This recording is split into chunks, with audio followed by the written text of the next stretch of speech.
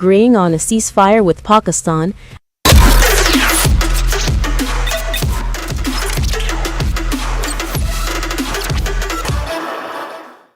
Hi there, welcome back to your favorite deep dive show on stories contemporary and consequential for India. This week there was a lot to pick and I bring three for you. One purely domestic, second from our neighborhood, and the third one from the world of geopolitics. First up, the Afghanistan mistake that Pakistan would pay for through its nose. The Durand Line is hot again, and this time the Pakistani generals might have bitten more than they can chew.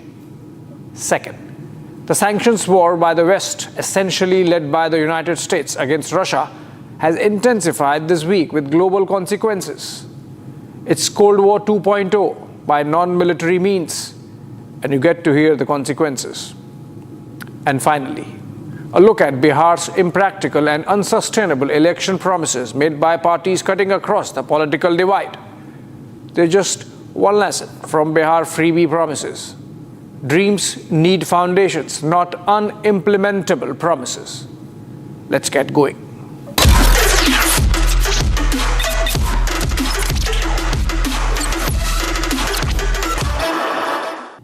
Hubris always end with ignominy. The Pakistan army realized it this week, not for the first time, of course, at the hands of the Taliban regime in Kabul. Such was the military and diplomatic disaster inflicted on Pakistan by Afghanistan that a little less shameless leadership would have no place to hide. But when General Asim Munir can anoint himself a failed marshal, despite a complete decimation by India during Operation Sindoor, he can be considered Teflon-coated when it comes to matters of shame. So it is that when Pakistan launched its air strikes across the Durand Line into Afghanistan, the generals in Rawalpindi, driven by hubris, did not anticipate the ferocity of the response. Not only did a ragtag Afghan military force, still organizing itself into a modern army, hit back, they captured Pakistani tanks and soldiers, took off their pants, and hoisted them at town squares. The pageantry had a message: don't mess around with the Afghans. In a way, Kabul is the burial ground of empires, from the British to the Russians, from the Americans to now the buffoonish Pakistan army. Like with India, so with Afghanistan, Pakistan folded up in 4 days and cried uncle, seeking ceasefire through mediation. Qatar came to the rescue, but it did not end there. The Afghans gave an ultimatum. If the statement of ceasefire released by Qatar did not remove the word border used for the Durand Line, there won't be a let-up in the wrath of the Afghans. It took the Qataris all of 1 day to make that amend. As the Pakistanis were celebrating the reprieve, Afghanistan's defense minister Mullah Muhammad Yaqub fired a salvo. The Durand Line was not up for discussion, and that nations should beware of calling it a border between them and Pakistan. Why this touchiness about the Durand Line? Here's a brief history. After having failed in the First and Second Afghan wars in the 18th century, the British adopted a two-pronged strategy to secure British India's northern borders along the Hindu Kush ranges against an expanding Russian empire. First was a policy of territorial acquisition by creep, slow capture of small regions along the colonial borders, and then to negotiate with the then Emir of Afghanistan, a border which would formalize the boundaries, effectively turning Afghanistan into a buffer state between the British and Russian super empires. When Sir Mortimer Durand, the then Foreign Secretary of the British government, arrived in Kabul to negotiate with the Emir, Abdur Rahman Khan, in 1893, he found an unwilling negotiator. The Emir opposed the border that would coerce him to abandon his formal sovereignty over the Pashtun tribes, which would remain outside the Afghan border. When Durand asked him why he wanted to keep Waziristan, for example, which was very poor on natural resources and was scarcely populated, Abdur Rahman answered with one word, Naam, which means honor. The Khan was ultimately forced to sign the agreement under the threat of an economic embargo. He was dependent on the British for arms, ammunition, and subsidies to maintain control over his territories. He also wanted to avoid a superpower war between Britain and Russia on his land. As with the Emir in 1893, so with the Emirates of Taliban now, and all and sundry who have ruled Afghanistan in the intervening centuries. Nobody has ever accepted the legitimacy of the Durand Line. Pakistan inherited the 1893 agreement, but there was never a formal ratification between Islamabad and Kabul of the same. Now here is an interesting twist. When the partition plan was put into action by the British, Pashtun leader Khan Abdul Ghaffar Khan, also known as Frontier Gandhi in our textbooks, declared that his people did not want to join Pakistan. They wanted to either be independent or be with fellow Afghans. But with the British brokering, a referendum was held in which both the options were not available. The Pashtuns could either join India or Pakistan, which they ultimately did. Again, under the pressure of British and the Muslim League. Can you imagine? Even this swathe of territory under Khyber Pakhtunkhwa province today did not want to be part of Pakistan. Imagine again, had the British not played the great game and forced the Pashtuns to join Pakistan, Pakistan would have been an even more moth-eaten Pakistan than what Jinnah ultimately got. Unfortunately for the people of Afghanistan, a century and more later, the great game has continued. Only the faces have changed. As the Russians came into Afghanistan in the late 1970s, the Americans propped up the Taliban, with Pakistan becoming a willing partner. Through the 1980s, 1990s, and the 2000s, the Afghans, particularly the Pashtuns, have continued to pay the price of war and strife. As Pakistan sought an elusive strategic depth in controlling Afghanistan and chose to become a staging ground for the radical extremist and terror elements in America's Afghan war, it has got equally cinched, and the result is an active insurgency in both its provinces to the west, Balochistan and Khyber Pakhtunkhwa. There's a groundswell of anger among the Afghans. They are meticulously rebuilding the war machine. This video, for example, shows the 1990s era junked Russian tanks being re-engineered for training purposes. Videos are being released projecting military readiness to inflict costs in case Pakistan repeats the misadventure of past fortnight. At the heart of the dispute is Pakistani insistence that while the Afghan Taliban are good, their Pakistani cousins, the Tehreek-e-Taliban Pakistan or the TTP, are bad terrorists. The GHQ thought their selective targeting of TTP won't elicit an Afghan response. They have realized to the contrary, with a bloodied nose in the bargain.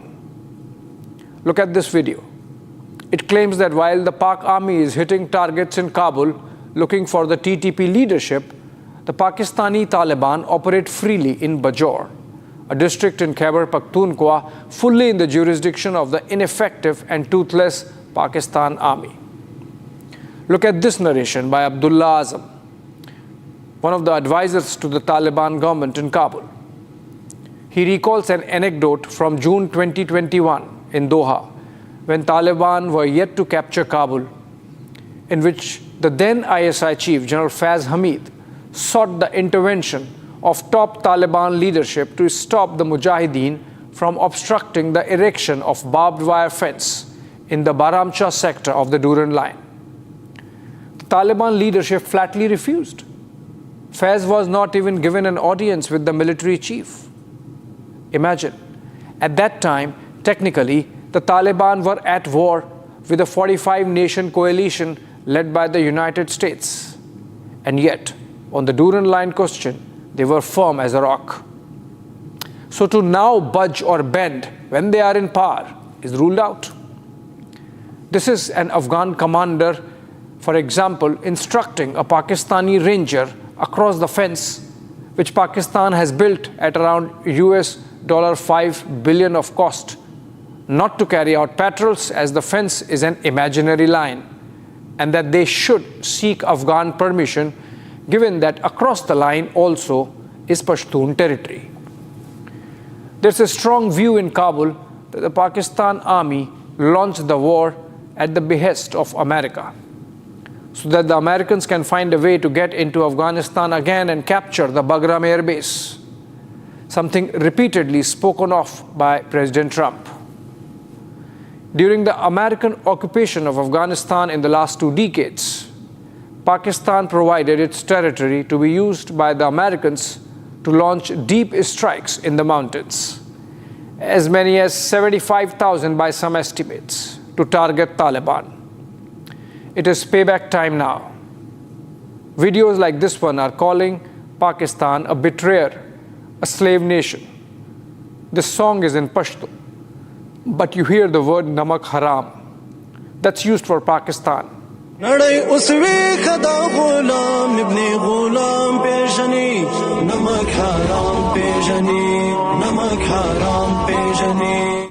Some Afghans are having fun too. Look at this post. Because Pakistan has shut all trade from the Chaman, Torkham or Spin Buldak posts, the tomato supply from Afghan side has gone and affected the vegetable price, which is selling at as high as rupees 700 to a kilo, making it perhaps the second highest inflationary commodity after gold in Pakistan. Last year, just as the Pakistani elites were gloating over successful holding of the Shanghai Cooperation Organization Summit in Islamabad, in the Jamrud district of troubled Khyber Pakhtunkhwa province, a tribal council met and passed 22 resolutions against the Pakistani state. The Jirga was organized by indigenous rights movement, the Pashtun Tahaffuz Mahaz or PTM. Now banned, it has among its objectives a border-free Pashtun state. The Jirga demanded that there should be a visa-free travel for Pashtuns along what Pakistan claims to be its international border with Afghanistan, and which all Afghan governments, including the present one of Taliban, dispute and disagree with, the Durand Line. Historically, and for the oomph factor, the attention has always been on the Red Cliff border or the India-Pakistan border. But it is the Durand Line which has always been hotter in terms of conflict and war, vis-a-vis the Red Cliff Line. And this fortnight, Pakistan's biggest strategic bugbear came true, like how? With the Pakistani forces locked in a battle of attrition involving ground control with Afghanistan. Pakistan midwifed Taliban in its bid to find a strategic depth in Afghanistan. Ironically, today it is the Afghan Taliban which has found strategic depth in Pakistan with an aligned civilian population in Khyber Pakhtunkhwa.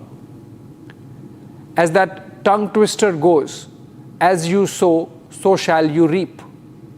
Pakistan has some chickens come home to roost for its indulgence with radicalism and terror over the last 4 decades.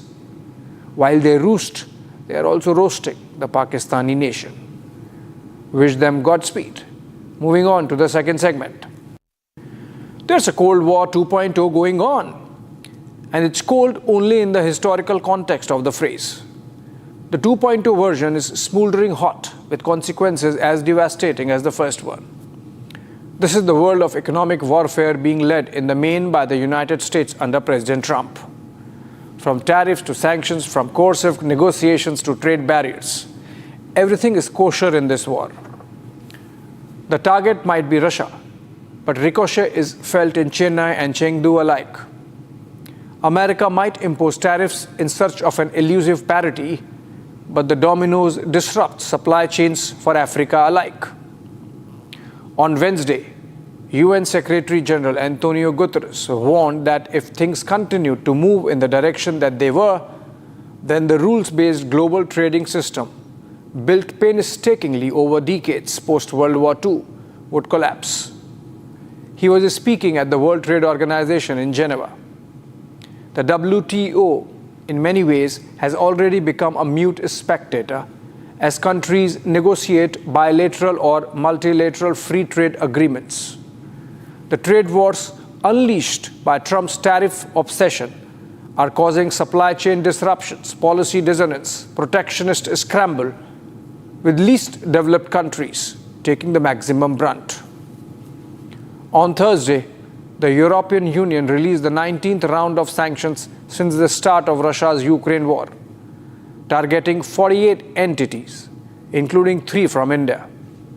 The EU leadership believes that the restrictions, which include freezing of all assets of these entities within EU jurisdiction, would debilitate Russia's war machine by either choking money or tech supply, or both. The 18th round, a couple of months back, had Nayara Energy of India go under the bus, prompting a tapering of Russian oil imports. With the latest round, that might become a cascade. On Thursday, India's biggest private oil refiner came out with a statement that they would align their energy purchases with larger objectives of the government of India.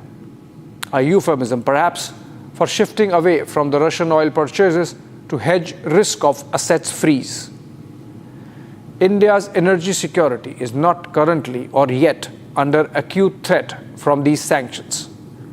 But refiners, both public and private, will need to make difficult and potentially costly choices.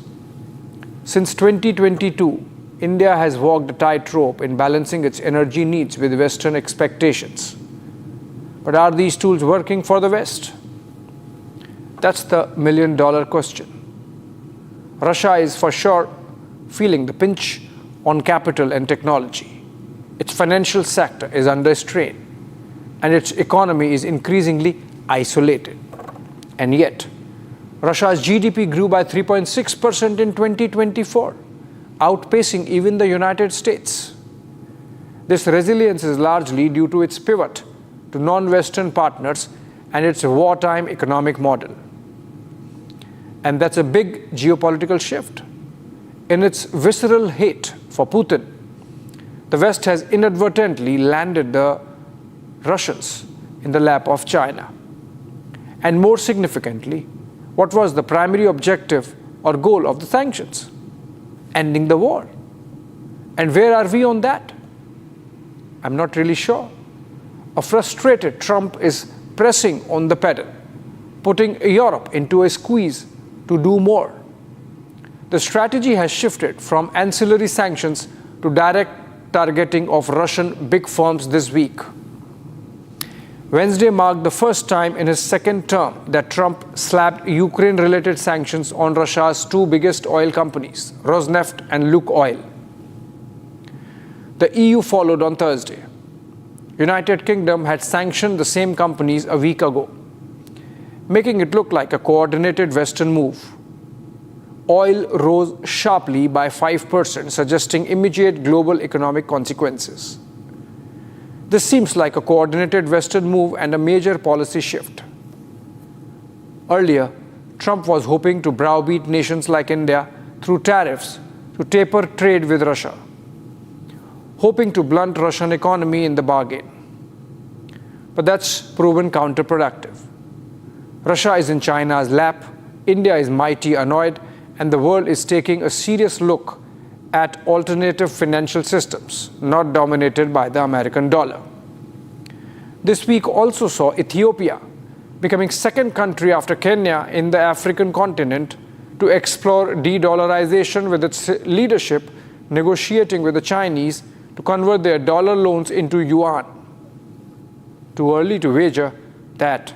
But if the West persists with its tariffs and sanctions push, it is likely that a parallel economic order might emerge, less dependent on the United States and the Western camp, less dependent on the dollar. As the saying goes, the road to hell is paved with good intentions. If the intention is to prevent de-dollarization, then Trump's America needs a rethink. Here's the deal. US Treasury Secretary Scott Bessent was quoted by the media or American media as saying that this war is about China versus the rest of the world. If that be the case, then America under Trump is showing no stomach for the battle. There's been some pussyfooting to take Xi head on. In the same interview, Bessent said that the United States had things more powerful than rare earth supplies that China was weaponizing with disruptions. Why not bring them on and spare the tariffs? As Nike says, just do it. हमारी सरकार बनने पर जितनी जीविका CM दीदियां हैं यानी community मोबिलाइजर्स हैं, उन सभी सीएम दीदियों को स्थायी कर उन्हें सरकारी कर्मचारी का दर्जा देकर उनके वेतन को 30,000 प्रति माह हम लोग करेंगे. This was Bihar's leader of opposition and chief ministerial candidate of the Mahagathbandhan, Tejasvi Yadav, promising an undeliverable to the people of his state. Promises are often the currency of elections, from free electricity to guaranteed jobs. Political parties have long relied on populist pledges to woo voters. But what happens when these promises collide with the hard wall of fiscal reality? Bihar might present a repeat of Himachal or Karnataka, or even Maharashtra in days to come. And I'm not saying this with the belief that Tejasvi is coming to power, because even the NDA has made promises that would strain delicate financial situation of Bihar.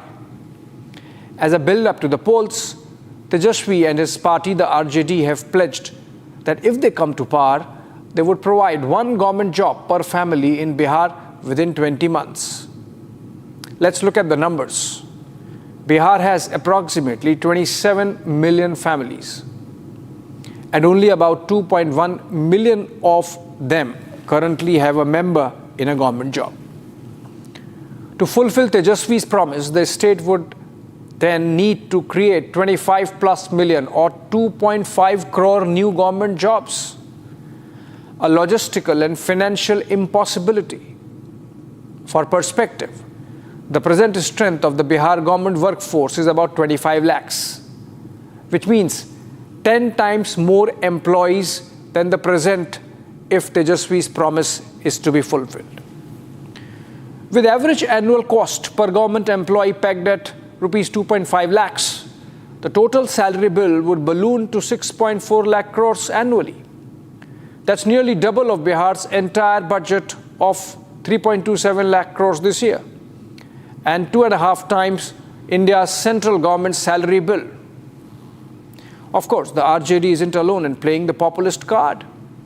The ruling NDA has its own arsenal of promises.